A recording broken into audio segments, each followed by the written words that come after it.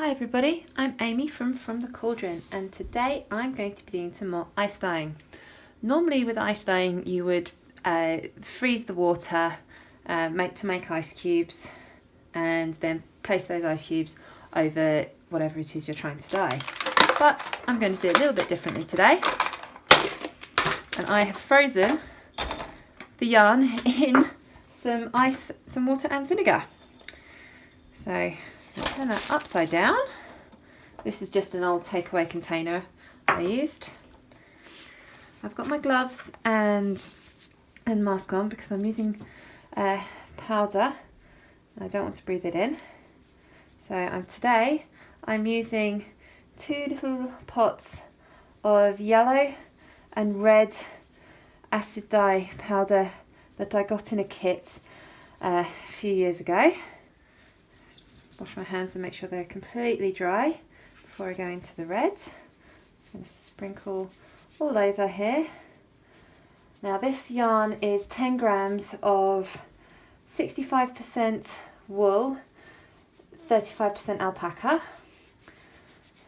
and so it also needs acid to help the dye bind to the yarn. So this has been frozen in water and vinegar.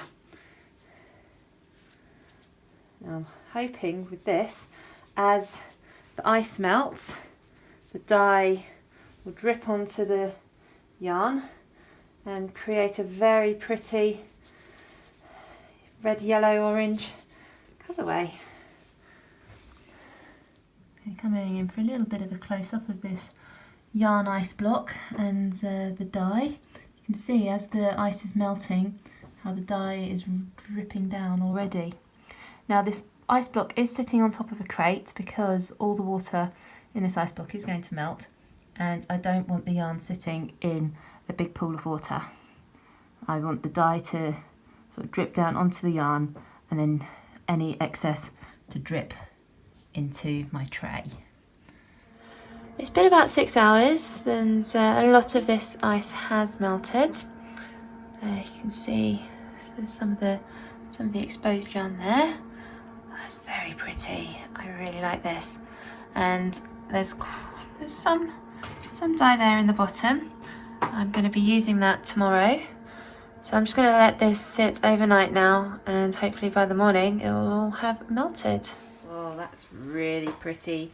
You can see all of the ice has melted.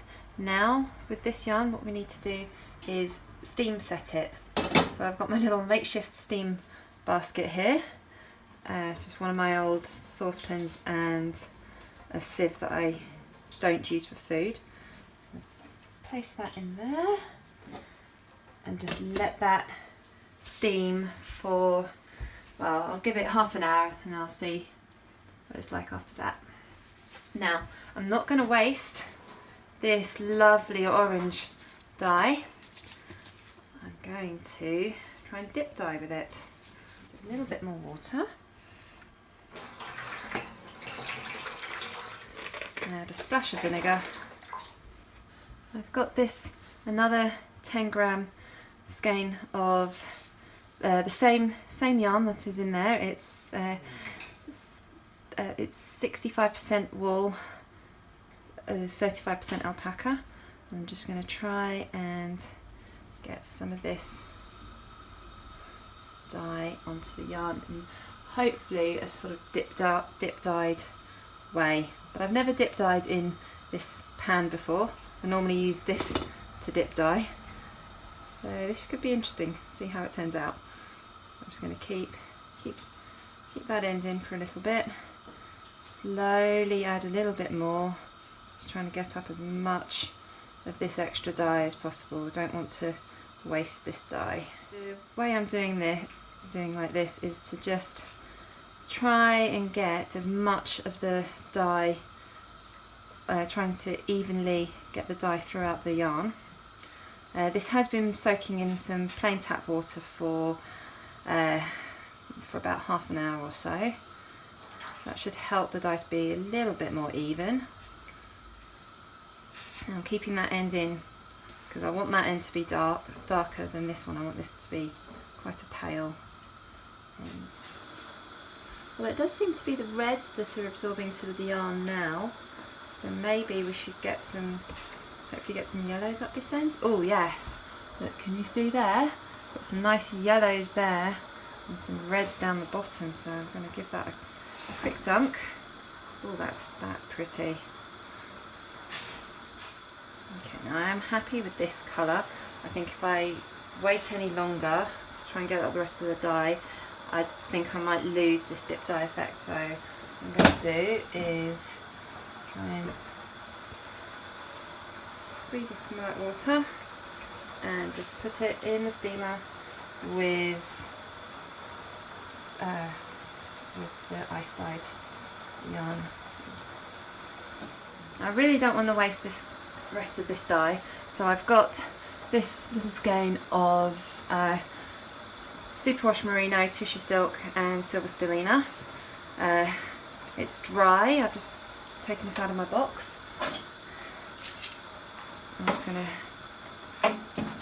try over dyeing this, see if I can get any more of this colour. A bit more water in there. I'm just going to leave this for maybe about 10 minutes, see if it will absorb any more of this dye. It's been about 20 minutes now, and I think this yarn has probably got absorbed as much of this dye as possible. So what I'm going to do now is just turn the heat off and let it cool down completely, then I can wash it and hang it out to dry.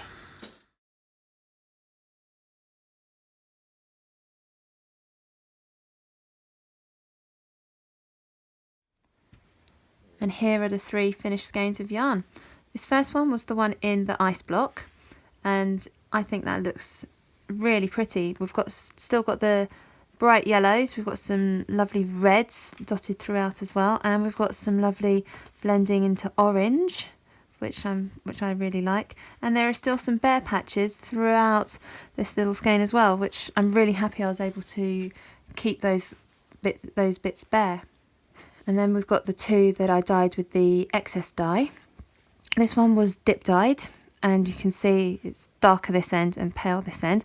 There are some bare patches in the dark end. I'm not quite sure how that happened, as I was moving the yarn a lot in the dye, trying to get as much coverage as possible. But that just adds to the texture of the yarn, I think. And then we've got this lovely burnt orange skein as well, which was in the extra dye too. I really hope you enjoyed watching this video. I had so much fun dyeing this yarn, and I've got some ideas for some other ice dyeing with a twist techniques that I want to try in the future. But for now, I know I need to get a proper steam basket so I can steam set yarn properly. Thank you so much for watching this video. I really hope you enjoyed it. Please click like and subscribe to my YouTube channel. I aim to produce a new dyeing tutorial every Monday. I like to experiment with different dyes, different techniques and fibres, so every video there is something different. Thank you so much for watching.